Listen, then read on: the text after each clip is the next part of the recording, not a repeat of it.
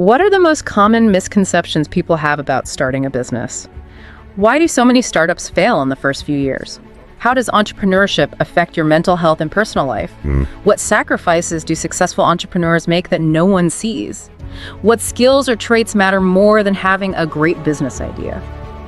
Welcome to the Deep Dive Library, your go-to source for real talks on entrepreneurship, finance, and personal growth. No fluff, just bold insights to help you grow, build, and lead. Let's dive in. So today we've gathered a whole stack of material, articles, research, bits from some really influential books. We're aiming to take a deep dive into what it really means to start and run a business. Yeah, the often harsh realities, right? Exactly. The goal is basically to cut through all the noise, the glamour, and get to the essential truths, the stuff you actually need to know. And that idea of cutting through the glamour is really important. There's this heroic image we see everywhere. Right, the lone genius fighting the odds. Precisely. Yeah. Michael E. Gerber talks a lot about this in the E-Myth Revisited. He nails that description, this larger-than-life figure. The conqueror on the mountain. But Gerber says that's not actually who starts most small businesses. Not at all. He argues, pretty convincingly I think, that most aren't really entrepreneurs with this grand vision from the start. They're technicians. Technicians, meaning? People who are really good at the actual work. The baker who makes amazing bread, the programmer who writes clean code, the designer. They're experts at the doing. Okay, got it. And then they have what Gerber calls the entrepreneurial seizure. The seizure, that doesn't sound very strategic, more like an impulse. Exactly. It's the I'm great at baking, so I should open a bakery moment. But being a great baker is totally different from knowing how to run a bakery business. Yeah, okay. So that leads to problems. Huge problems. Wow. Gerber talks about these three personalities inside every owner. The entrepreneur, the visionary, the manager, the planner, the organizer, and the technician, the doer. And that person who had the seizure, they're almost always stuck being the technician. They just want to do the work they know. And being stuck there, that's bad for the business. It's often fatal. Because if you spend all your time, say, baking the bread, who's working on the business? Who's building the systems, planning the growth, figuring out marketing, managing finances? Nobody. You're too busy in the business. Exactly. So that whole heroic myth isn't just misleading. It actually sets people up to fail if they don't balance those roles. Okay, so that's a big one. What about other common myths? We looked at a Forbes article that busted a few, like needing this incredible charisma. Yeah, that's definitely a myth. I mean, charm might help initially, but relying on it, that's exhausting. And honestly, sometimes it can even feel inauthentic. So what's more important than charisma? The Forbes piece points to consistently delivering real value. That's key. And the skills that matter are things like, clear communication, being able to recruit good people. And selling, right, selling the value. Definitely. Selling the value proposition clearly to customers, investors, everyone. Okay, another one I hear all the time. You have to be a massive risk taker, like a gambler. Another myth. Successful entrepreneurs aren't just, rolling the dice constantly. They get good at spotting smart risks. The smart risks. Yeah, informed risks. Situations where they actually have some kind of edge, maybe specific knowledge, or an insight others don't have.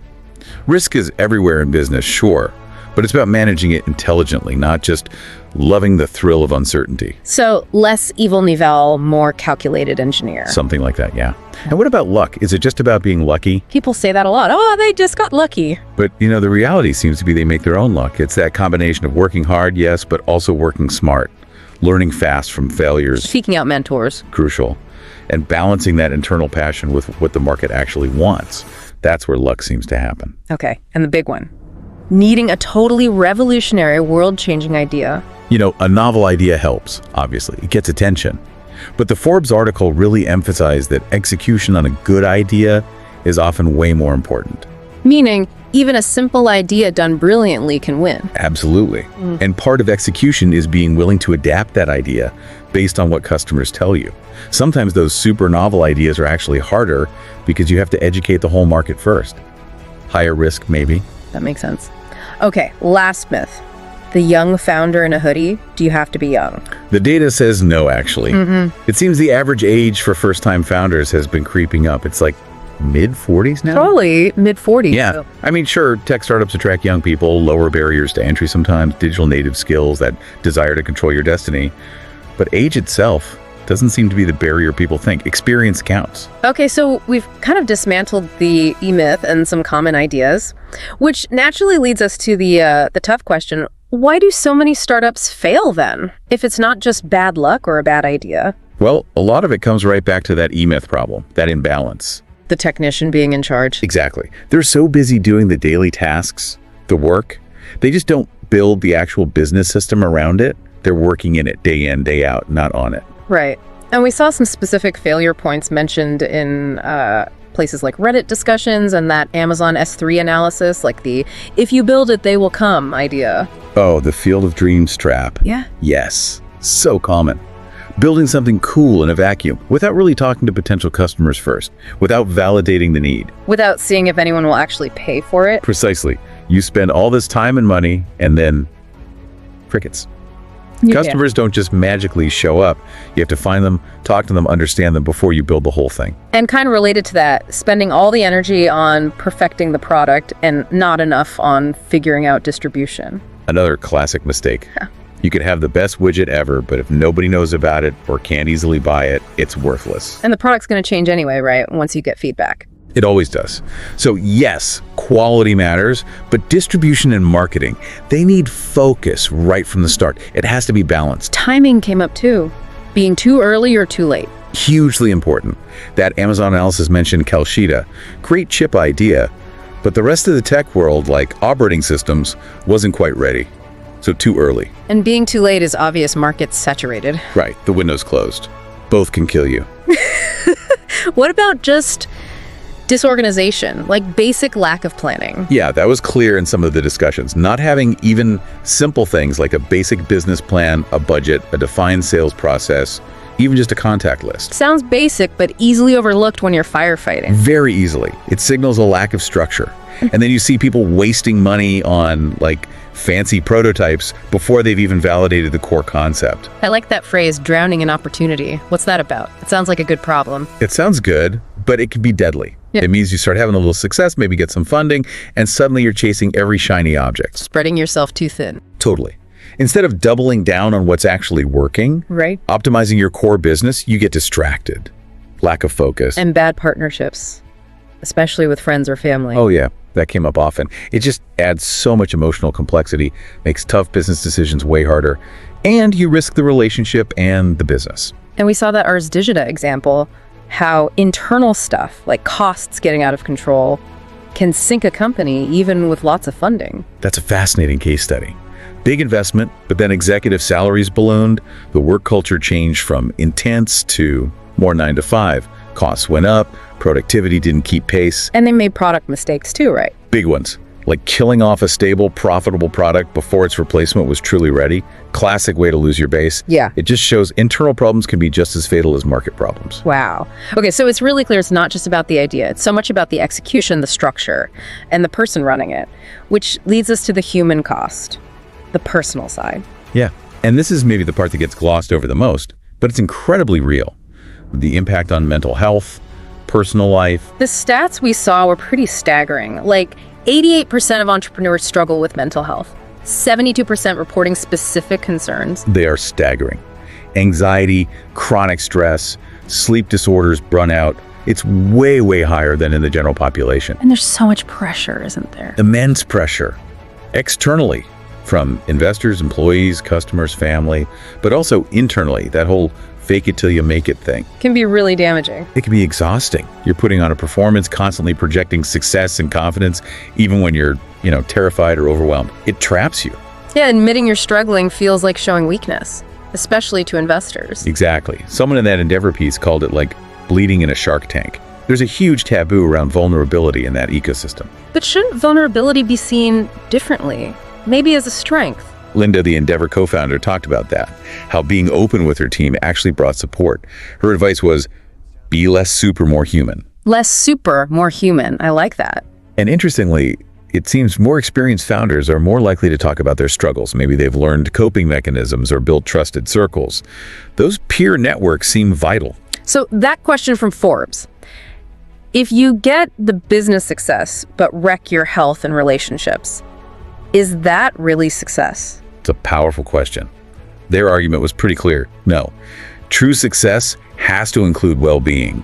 Your business should be part of your life, not the thing that destroys it. Taking care of yourself actually makes you better at business. But we also see these stories of incredible sacrifice, the crazy long hours. That's definitely part of the narrative too. People like Jobs, Musk, Cuban, Mayer, stories of 80, 100, even more hours a week. Musk literally talks about needing that kind of input to achieve huge goals, right? Compressing time. He does. He links extreme effort to extreme outcomes. So, is that level of sacrifice unavoidable for big success? Or is there another way? That seems to be the debate. You know, some argue you have to pay those dues, put in the crazy hours, especially early on. Others believe you can find better integration, prioritize health and family. Though maybe the scale of success you aim for influences the sacrifice needed. Yeah, that article on sacrificing entrepreneurs suggested impatience or unwillingness to sacrifice is why some dreams just fizzle out. It's a tough balance, no doubt. Okay, so let's try and bring this all together. We have the E-myth trap, the failure points, the mental toll, the sacrifice. How do you navigate all that and actually build something that lasts, something that maybe doesn't demand your soul? And this loops us right back to Gerber and working on the business. His answer is the franchise prototype. The McDonald's model, basically. Exactly. Ray Kroc wasn't selling hamburgers. He was selling the system for making and selling hamburgers. The real product was the business model itself. Which means documenting everything, creating manuals for how things are done. Meticulously. Every single process. The goal is to build a business that could, theoretically, run without you being there doing the core work every minute. So you shift from being the doer to being the designer of the doing. That's a great way to put it. You carve out time deliberately to design, systematize, measure, and refine how everything works. You ask, could someone else follow this system and get the same result? Could this be replicated? What are the key things you need to work on when you're doing that? Several critical areas. First, your strategic objective. This isn't just numbers. It's linked to your life plan. What do you want from this business? It sets standards, direction, benchmarks. Then, organizational development. Sounds formal, but it just means defining roles and responsibilities clearly. An org chart, position agreements. Even if it's just you wearing all the hats at first. It defines the work that needs doing. Systems, systems, systems. For everything. Management systems, how you ensure consistent customer experience, like that hotel example Gerber uses. Selling systems, scripts, processes, tracking conversions. Systems make results predictable, less reliant on heroes. And marketing becomes more scientific, less guesswork. Totally. Forget your preferences. It's all about the customer. Understanding who they are, demographics, and why they buy psychographics. That data drives your branding, your messaging, everything. Marketing is the whole journey. Lead gen, conversion, fulfillment. Yeah, stacking the data, right. Information system. You need to measure. How else do you know if your systems are working? Tracking sales data, customer feedback, operational numbers. That tells you where to tweak the system. Manage by fact, not just gut feeling. This sounds like it requires a very different skill set than just being, say, a great baker. Oh, completely. You need those hard skills, sure, finance, marketing basics, but also crucial soft skills. Time management came up, critical thinking, really listening to the market. And actually executing based on validated learning, like MVPs, buyer personas, that stuff. Exactly. It's about being disciplined enough to test ideas, build based on evidence, not just assumptions. It means becoming a student of business itself, the art and the science. It boils down to constantly asking, how can this business work without me being the bottleneck? How do I make success predictable? How do I build something that serves my life, not just consumes it? Okay, so maybe the big takeaway, the provocative thought for everyone listening is this. What if escaping the grind, the burnout, the high failure rate, what if it's less about finding a magic idea or just working harder, and more about fundamentally changing how you think? Shifting your focus to building the business as a system, something intentionally designed separate from you, designed to give you more life, not less. If you found value here but haven't subscribed yet, why wait?